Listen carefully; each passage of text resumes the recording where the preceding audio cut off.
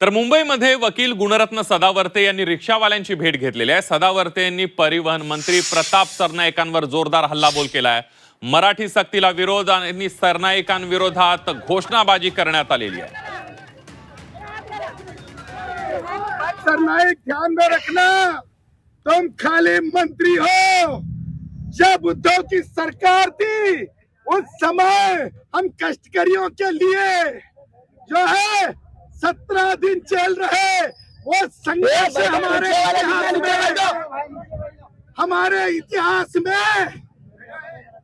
इतिहास में टेंडर वाला संघर्ष और टेंडर वाली आजादी नहीं, हमारे इतिहास में आजादी जो है लड़ना है, संविधान से लड़ना है, प्रभु श्री राम के विचारों से लड़ना है, दत्त पंडित ठेंगड़ी के विचारों से लड़ना है।